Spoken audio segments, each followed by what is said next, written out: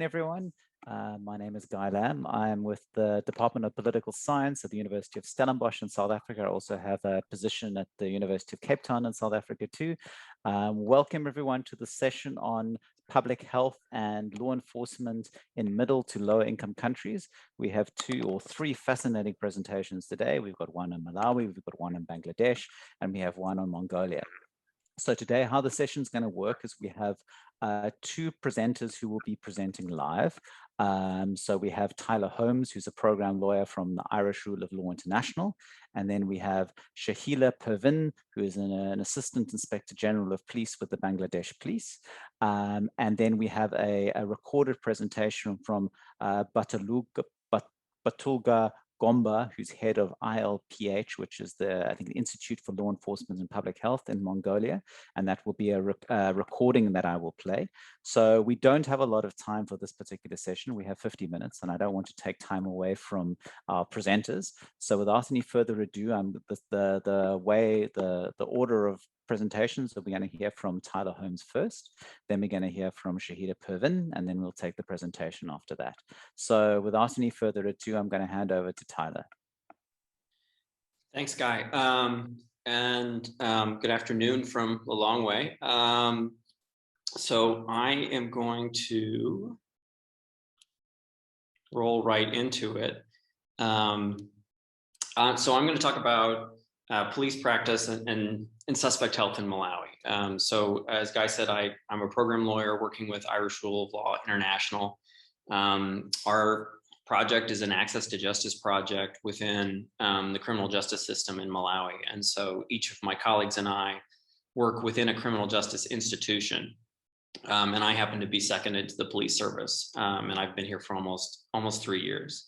A huge activity that I'm involved in as a part of my work is to do cell visits. So I go with child protection officers primarily, sometimes on my own, to custodies around the country, though primarily here in the Lilongwe, and engage in review of cell books, record collection, and then advocacy for primarily children who are in detention, trying to ensure that they are handled in compliance with the law in Malawi, but also for adults who are held for particularly long periods of time.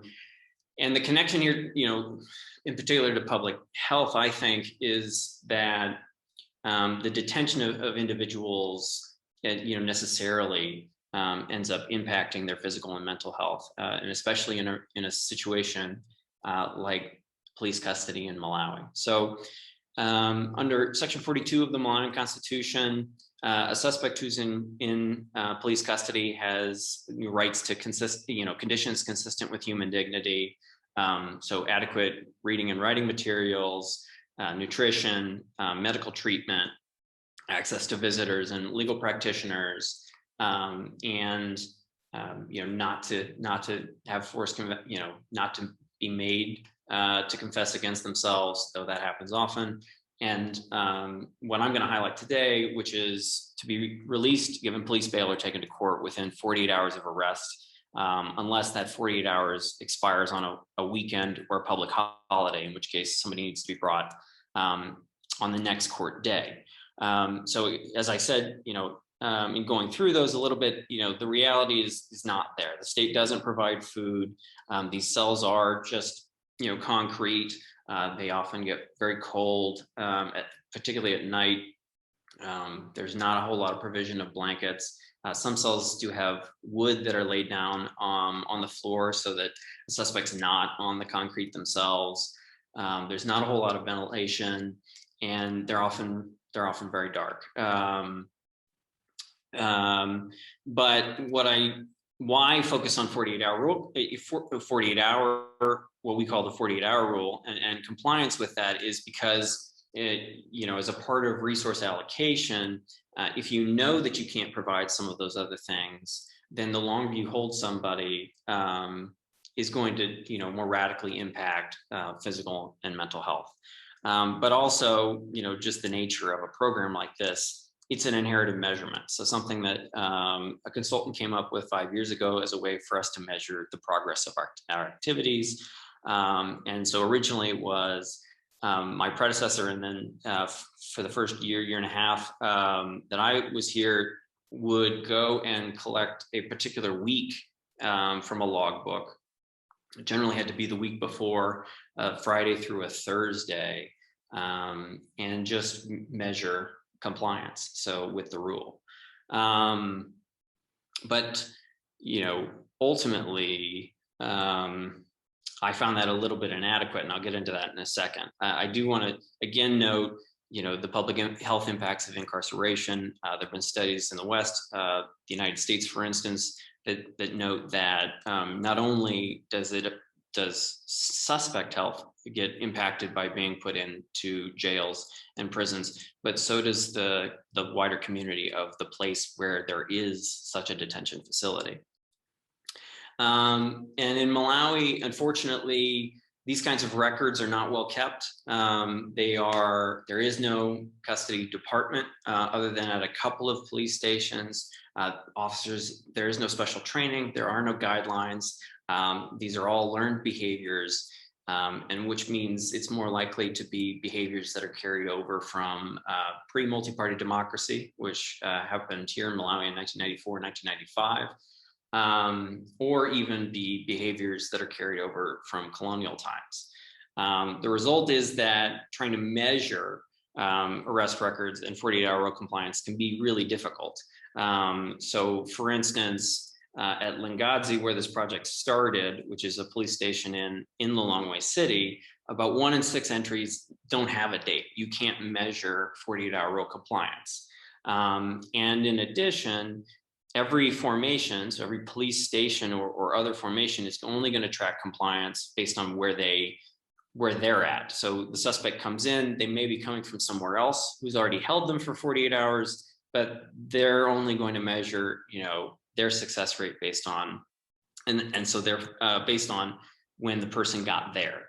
So the arrest date in the custody log at a police station is only going to be when the suspect got to that station, not when they got in custody in the first place. So there are limitations to pursuing this. However, Lilongwe Model Police Station, where I have a desk, is really good at keeping these records, 1, and 2, they have a dedicated custody staff. And so it does create a situation where, unlike Lingadzi, where, you know, about 16–17% of all the arrest records are hard to deal with because, or impossible to measure in this way because there's either no disposal at all, or there's no date on the disposal. At Lilongwe Model Police Station, it's only about 2% of entries. And I'm talking about gathering thousands of arrest records because they are arresting thousands of people a year at both of these institutions. So I naturally, in trying to better measure the 48-hour rule, but also this grew out of an effort to try and improve compliance, right? I'm a program, I'm acting in a program. So we're trying to improve the measurement. And so initially I was visiting twice a week at Lingadzi, in an effort to be more visible, to have more information about the cases, and to be more readily able to provide additional resources that might improve compliance at Lingadzi.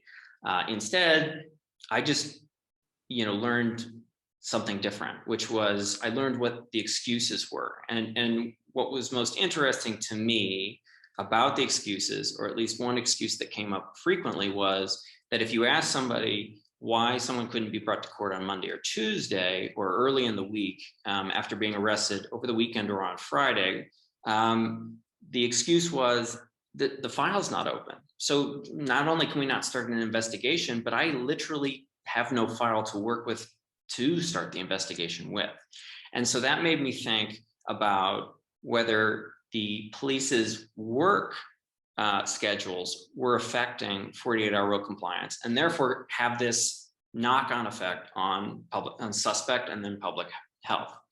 And ultimately, that means I have a lot of pictures that look like this one. So custody logbooks, there are a couple of there you will occasionally find around Malawi formal books that have been printed that have very nice columns and whatnot. For the most part, this is what you're going to look at. You're going to see a spiral notebook, and it is going to have hopefully a serial number, an arrest date, information about the suspect, the holding charge, the arresting officer, whatever items that the suspect had when he or she came in, and then a disposal. And so what you end up getting when you take all this together, now, first of all, I should stop and say, the Long Way, again, like I said, keeps their own records. So they keep their own records to the tune of, now they disappear, but I've been able to get their monthly returns, which I don't think really go anywhere, but in the station. But I've been able to get their monthly returns, and their monthly returns show this in aggregate. So this first graph is looking at timeliness of suspect handling. So about 10% are handled within that first day of arrest. A little under 30% are handled between 24 and 48 hours. And then the peak actually comes on day 3, 48 to 72, which is late for most days of the week. And then again, about 10%, 3 to 4 days. And then after that, there are some that are handled on day 5, and then about 10% are still to be handled after 6 days. So not compliant no matter what. And then you can see that, in this kind of cumulative graph over time. So you've kind of hit a nice high water mark after 3 days, and then it kind of tapers off. So that about 1.7% of all suspects at the Long Way are held longer than 10 days. From, when the rule is for 48 hours, 2 days. So then this is what I've collected. So you see what they've collected, which is not really monitoring compliance with the rule as compared to what I'm monitoring, which is compliance with the rule. But because I had these excuses in the back of my mind, I wanted to interlay the days of the week. And so that's what I've spent the better part of 2 years doing. And what you can see from this data is that there is a big difference. Now, you'd expect a boost on Thursday because a suspect arrested on Thursday would not need to be handled, in terms of given police bail or taken to court or released until Monday at the very latest. So you get 4 days in terms of Thursdays. But the patterns you see,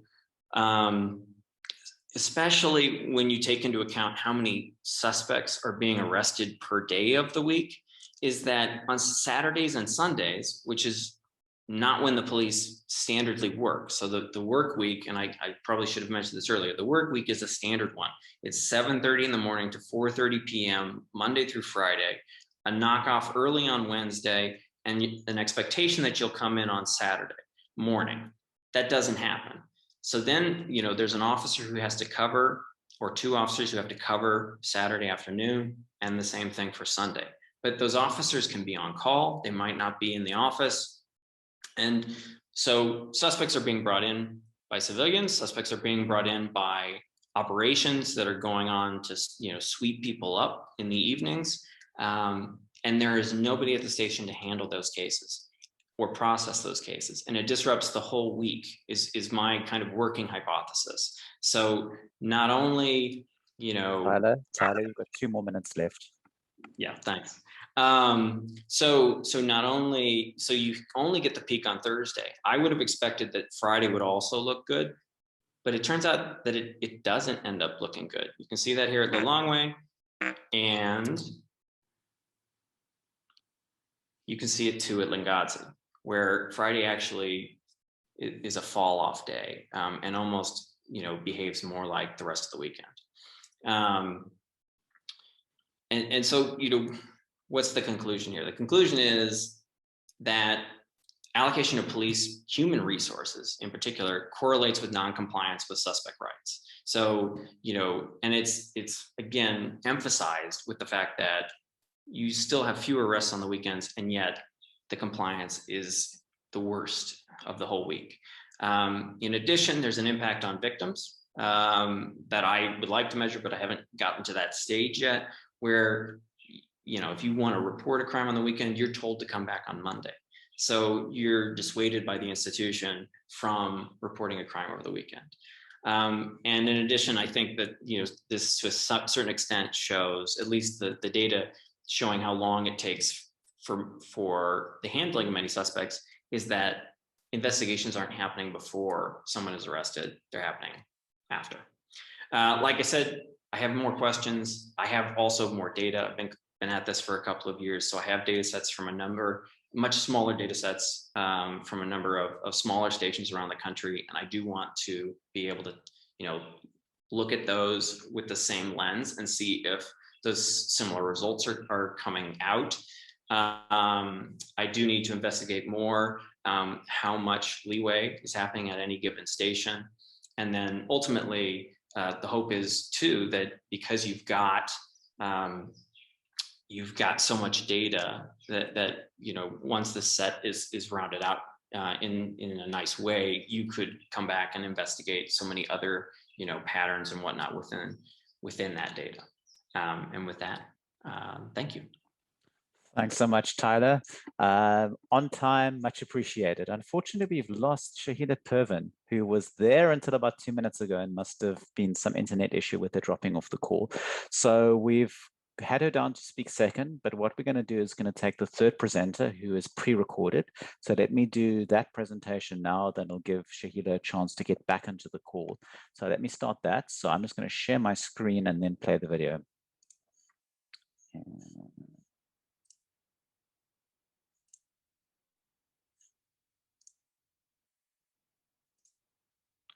I just want to check, can everybody hear me? Can everybody see the presentation? Someone can just confirm. I don't see it. Okay, let me just try that again. Just 1 second. Share screen. Share. Right, can you see that? Yes. Great. Okay, let's get started. Of the Institute of Law Enforcement and Public Health, Mongolia. It is an honor to present to you today about the law enforcement and community, as well as the Institute of Law Enforcement and Public Health, Mongolia.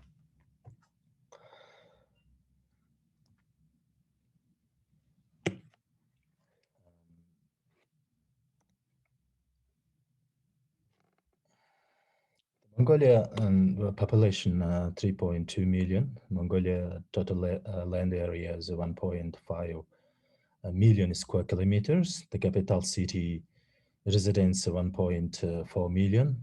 Almost half of the population live in the one city. So there are some public health and social problems in our city. For example, Ulaanbaatar has been experiencing exponential rates of the population that grow in the recent decades. And most of the rapid growth has occurred in the Ger district area and UB creation and unplanned densely populated area in the city. Isolated area with the lack of health and public service, disorganized community and high crime rates, domestic and other violence, and unemployment and alcohol overconsumption, and so on. Therefore, we are facing a big question: how to deliver public service and build a safe community. Very limited the community service from the government in this area, and this is our main focus area to solve this problem and deliver health and other government services to the Ger district community. The Ger mean is the traditional dwelling for nomadic people, the fell tent, easy to assemble and move.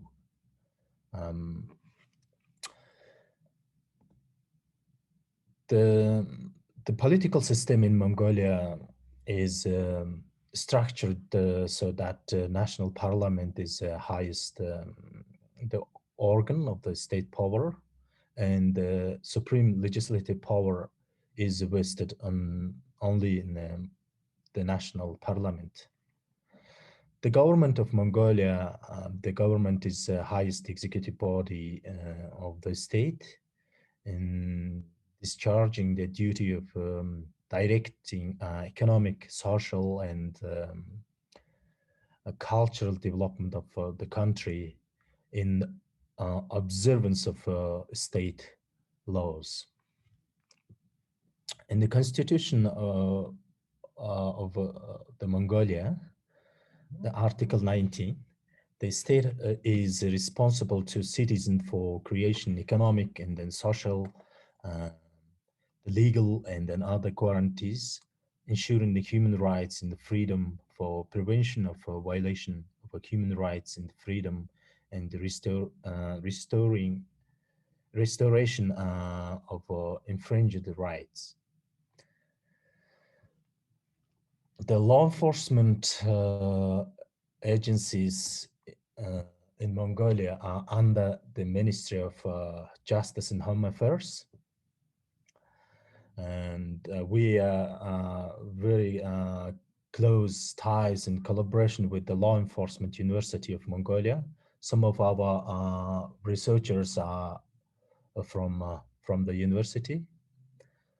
Law Enforcement University prepares skilled personnel who work for the agencies, such as the General Executive Agency of a Court Decisions, and National Police Agency, the Border Protection Agency, and the National Emergency Management Agency.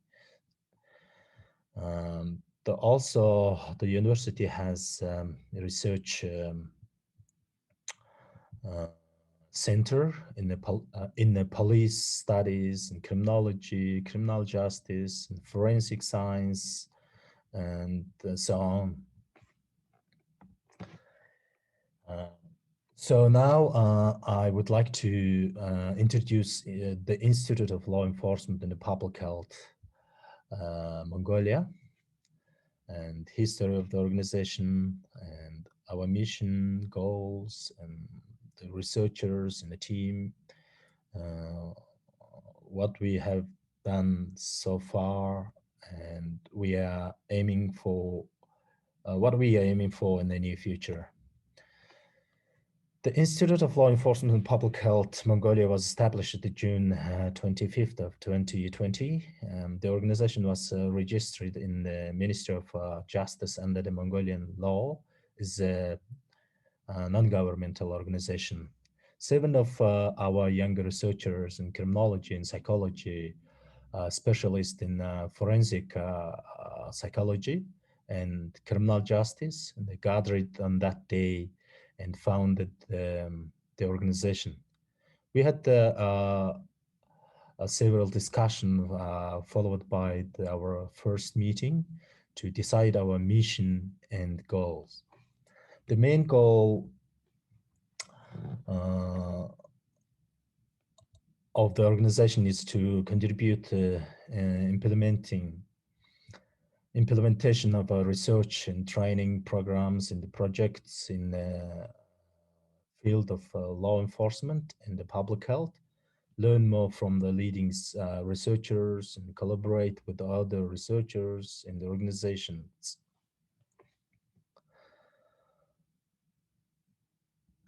Here are the researchers and then board members of the organization. The Batulga Gomba, head of the Institute of Law Enforcement and Public Health, and PhD candidate at the School of Law, National University of Mongolia. My research field is criminology, victimology, and the criminal justice. Dr. Mukhtarj Batirold, the board member and director of the Institute of Criminology and the Police Studies, University of Internal Affairs of Mongolia. His doctoral research topic is a theory and practice in crime and criminal justice statistic. Dr. Altansukh Batsukh, board member, senior investigating officer at the Anti-Drug Control Department, National Police Agency of Mongolia. His doctoral research topic is a new methodology of the anti-drug steps and comparative studies.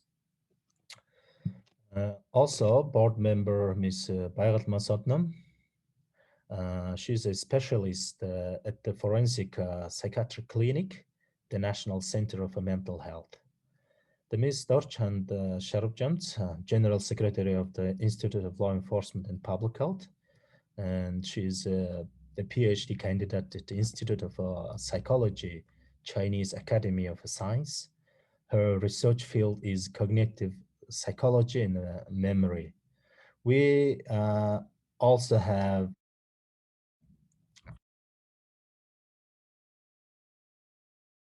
hello, ladies and gentlemen, following they work closely with the law enforcement organization and NGOs in the future. The final words, as far as we are concerned, law enforcement and public health is increasingly significant research topic with the positive implications for communities and then objective facts. Evidence informed the police service are important to the health of our citizens. For instance, we witnessed how the Bayongur local police health center volunteers and communities work together to solve problems and achieve their goals of improving community well-being. Therefore, we will work closely with them and make further research and promote the good practice by bringing together law enforcement and community and society. Okay, I have done my brief presentation for today, and thanks for your attention, and look forward to your support, and wish you all the best to all the participants in the conference, and good luck in your research in the future. Thank you so much. Hello, ladies. Apologies for that. Let me just stop that quickly. Right, apologies for the slight video glitch there. Welcome back. We fortunately will tweak. Shahila has been able to rejoin the call. So Shahila, welcome back. I'm now going to hand over to you. You have 15 minutes to do your presentation. So over to you. Shahila, I can see you. You're muted if you're trying to. There we go. I can see you. If you want to unmute yourself as well, please.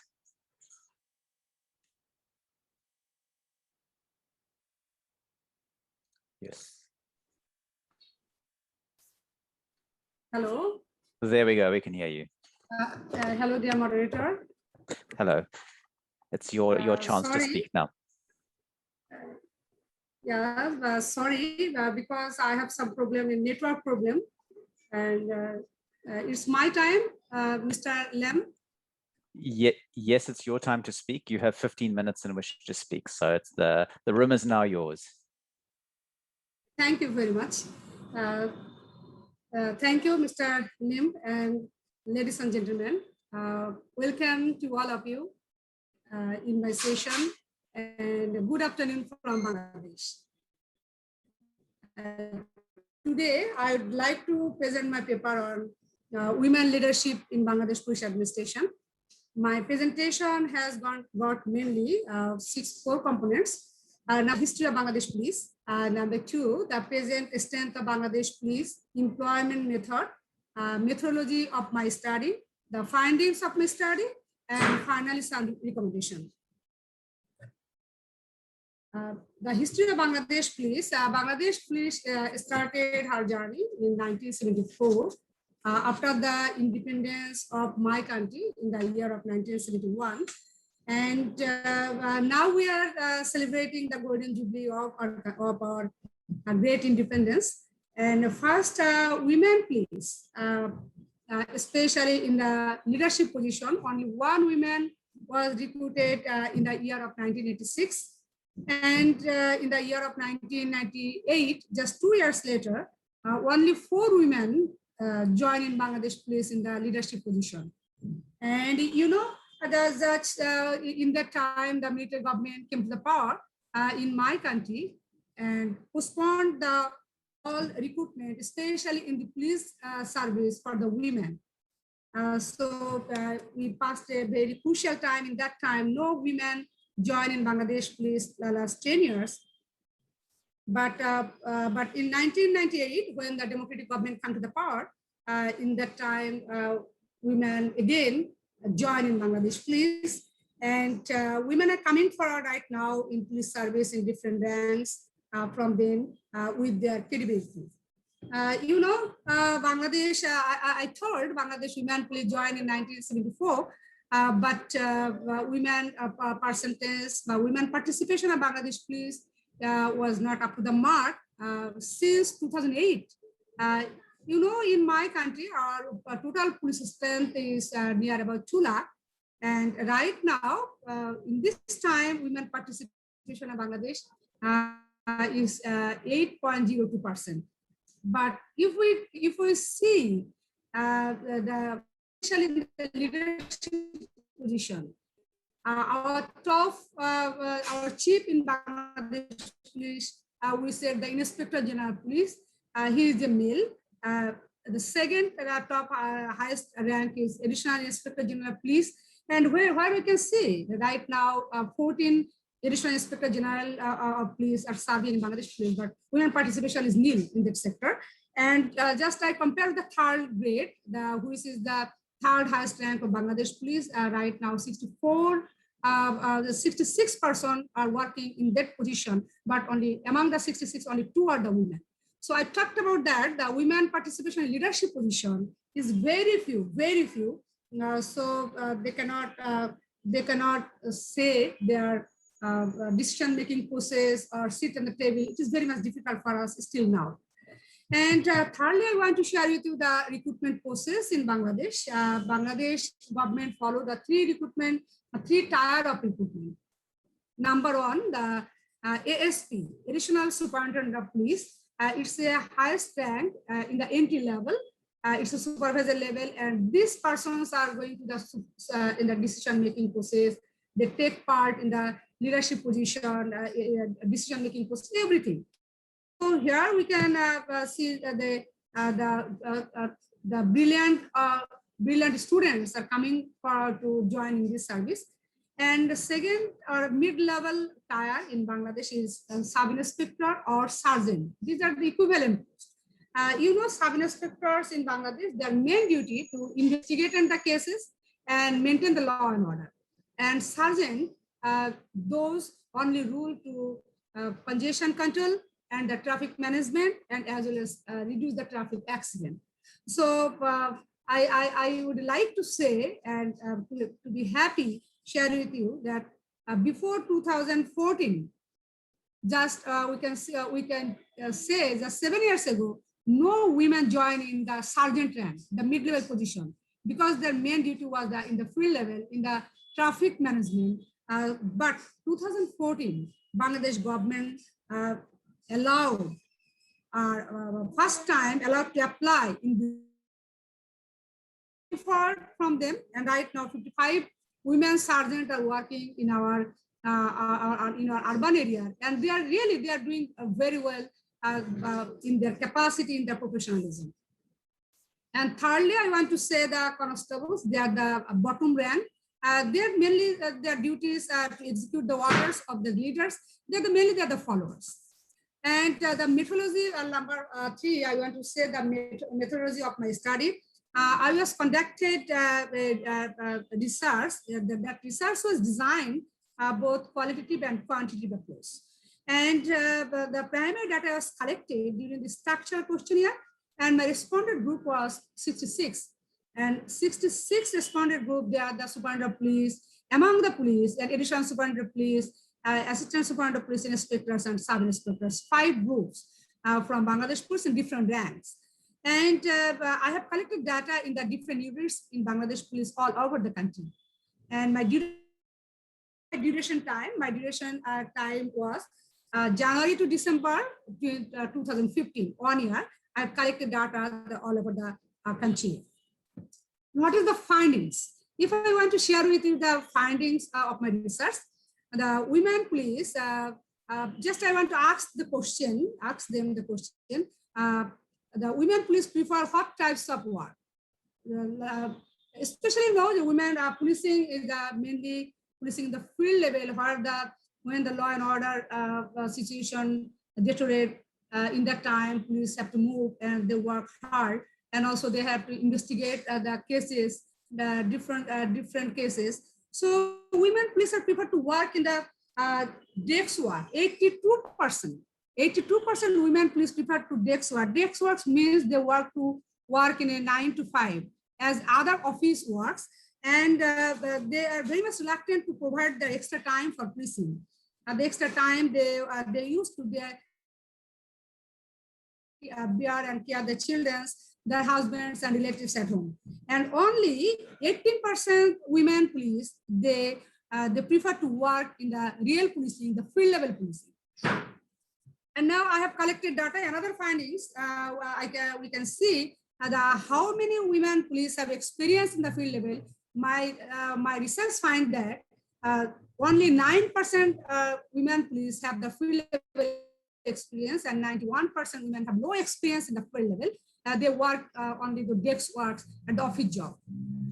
And another findings of my research, the impediment, what are the impediments to become a leader in the posting place in Bangladesh police? Here we can see the 39.39% responded said that the patriarchy mentality are the main impediment to become a leader. They said the policing is a challenging profession, and it's a social taboo in a society, and the policing is a master's work. They seem that it's a man's work. So patriarchy mentality is one of the reasons. And 24.24% said they gave their opinion the lack of mentor. And also 1.18% police officer, women police officers said the officer as a woman is one of the impediment to become a leader. And another 18.18% responded said self-responsibility is one of the reasons to become a leader. They have no confidence as a leader. And I want to share with you my another findings.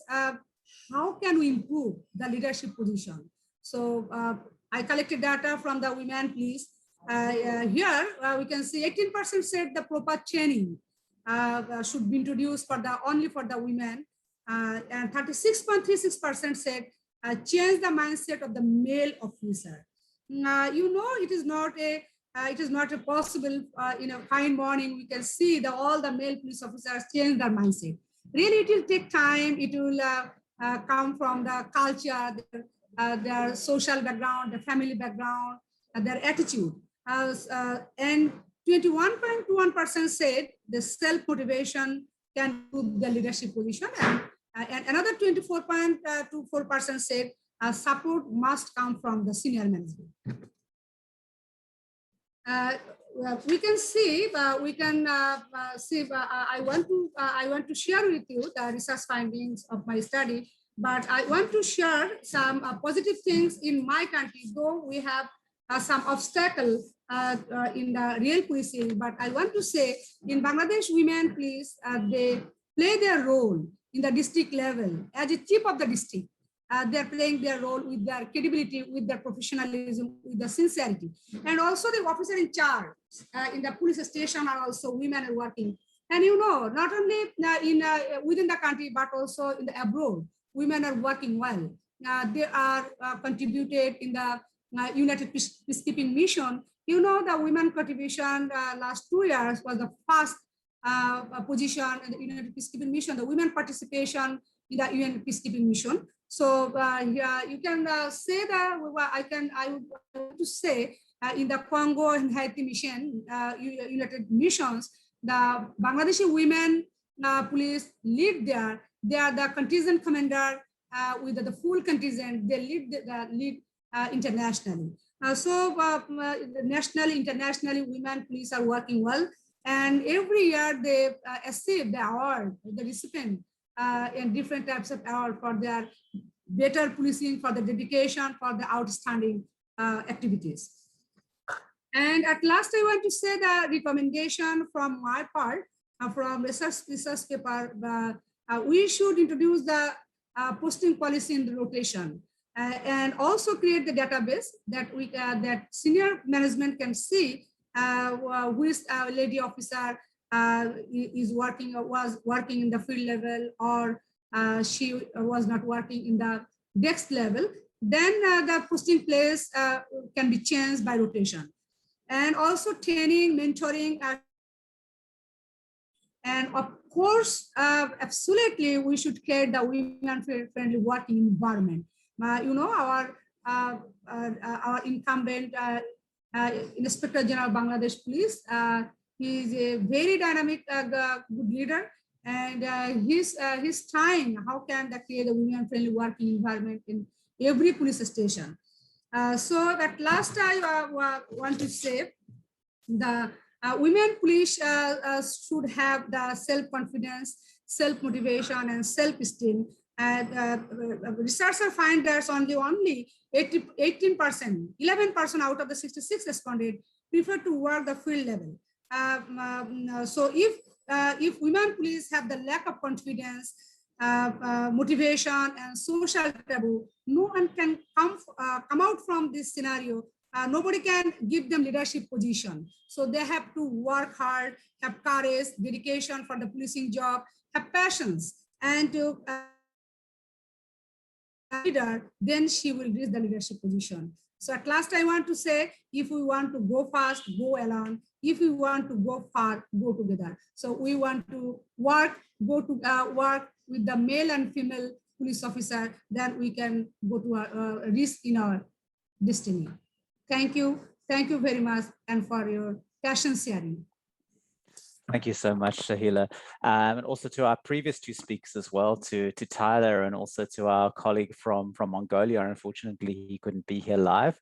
But thanks so much to our three speakers. We've got a little bit of time. We've got another 8 minutes left. So we are able to take some comments or questions. I'm not sure if that's possible with the technology, because attendees don't seem to be able to have audio functionality. So if I could just check with Eli. Yeah, they can raise their hand still with the features across the bottom. If they have something, they can type into the chat, and there is a Q&A function where they can also get those questions. These are things that I sort of monitor throughout sessions too, if like things like that come up. Okay, so other attendees that are part of this particular session, now is an opportunity. If you have any comments or questions, you can either type it out in the chat, or you can use the Q&A function. So please do, if you have any comments or questions. Whilst you're doing that, I just think it was really 3 fascinating presentations. We had some really interesting comments about the challenges that one encounters in middle to lower income countries, and also diversity. So you've got one, Tyler's presentation, which is focusing on the police and incarceration of suspects, and the kind of how rights are violated in the context of a place like Malawi. And then we've had the sort of challenges that have been presented in the case of Bangladesh about, particularly the challenges that female police officials have within the Bangladeshi police in terms of recognition, but also that there's a lot of positive things that are happening as well. So I think that's really important research that Shahila's done, and I really would look forward to that being published. And then finally in Mongolia, some really interesting and innovative work around trying to bring a public health focus into the aspect of policing. And it seems in Mongolia, it's not really a country you hear that much about, but seem to have some complex challenges. So it's really interesting to see that the police are trying to come at it from a different angle and not falling into the sort of conventional, traditional approach to policing. So are there any, I see in Q&A, I see a question up. Yeah. A question from Oka van Dijk. Does the police change when women enter? So if you don't mind, Shahila, if you don't mind actually responding to that verbally so that everyone can hear. Yes, of course, police, when police enter, women police change the scenario. When, just I want to share with you one thing, when women victims come to the police station, they feel comfort to disclose the real matter in front of the female police officer, and that victim, especially sexual harassment or rape, they feel shame to disclose that they become traumatized, and in that time they feel shame to disclose their real matter in front of the male police officer. So I think that when police enter, women enter in Bangladesh police, of course the scenario is changing day by day, and we are creating the women-friendly working environment in the police stations. Many women, especially girls school, we are going to the different girls schools to sensitize them how can tackle the child marriage and dowry. You know, the dowry is one of the curse in our country. And at the end we said, please join, completing your education and join in Bangladesh police as a women police. So there really our social taboo is changing, and women are coming forward to joining in Bangladesh police. Thank you. Great, thanks so much for that question. I don't see any other questions at the moment, so I'm going to abuse my role as chair and moderator and ask both the speakers a question. So maybe start at the same questions, but I'll ask Tyler to respond first. It's just, have you noticed any difference with, obviously, with COVID-19 and the pandemic and the police having to play quite important roles with lockdowns? What roles have the police played in, number one, in Malawi, and then two, in Bangladesh in relation to managing COVID-19 lockdowns, if there have been lockdowns or some form of regulations in place? What has typically been the police's response? So Tyler, if you want to start, and then Shahila, I'll hand over to you. Sure. So Malawi has not had any lockdowns. And, you know, in fact, one was proposed in April of last year, and there was an injunction that was obtained against it. And so was ultimately sent for judicial review and ruled unconstitutional. And Malawi was facing presidential election reruns last year. And so that made a big difference, I think, in COVID response, where the police, I think, wanted to kind of stay out of the way. There have been protests, you know, amidst challenges to the initial run in 2019. And so things were as calm as I've seen them. From a policing standpoint, there were fewer arrests, and there was less detention than I had seen in my time here between April and July of last year. And then that started to change and pick up with seasons changing. And then by the time you hit the second wave of the pandemic here in Malawi in January and February, actually the police take the mantle of regulations that were laid in August and had not been enforced for close to 5 months, picked them up and did all the things that their regional brethren had done, save for, you know, killing anyone. Did all the things their regional brethren had done in terms of massive number of arrests, police brutality, and targeting of the poor with COVID-19 regulations. So it's really a tale of 2 years here in Malawi. Thanks, Tyler. And for the last minute or so, Shahila, back to you in terms of what was the response of the police like in Bangladesh.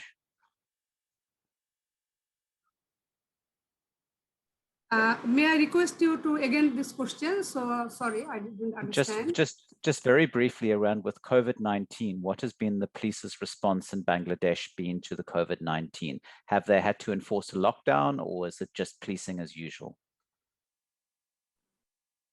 Thank you very much for your nice question. The pandemic in the corona, Bangladesh police played a significant role to combat the spreading this coronavirus. In that time, first 3 months, Bangladesh government ensured the lockdown, as we have to ensure the social distancing, and also as well as we have to ensure the human safety and security, wearing the masks, because, you know, Bangladeshi women, those who are illiterate, they didn't comply the Bangladesh government orders. So in that time, Bangladesh police ensure the lockdown and the safety measures, and as a frontline fighter. And in that time, you know, we have lost our colleagues in the coronavirus. It was very hard for us. And I want to share with you one thing. When the son left their parents as corona fear, in that time, Bangladesh police, besides them, Bangladesh police perform the funeral activities of the public funeral activities and graveyards. They work in the frontline fighter, and in that time, Bangladesh police really took the responsibility from the society. Thank you. Fantastic. Thank you so much. That was very little time and you provided a lot of information, and we are now out of time. So I'd like to thank all three speakers for some fantastic, really insightful presentations. I certainly learned a lot from this session, and I trust our attendees did as well. So thank you to all three of you, even though our colleague from Mongolia isn't here, but I'll send him an email to thank him. Thank you so much for really interesting presentations, and I hope to connect with you in the real world at some point in the future. So farewell everyone, and thank you for participating in this conference. Bye-bye. Thank you, dear moderator. Bye-bye.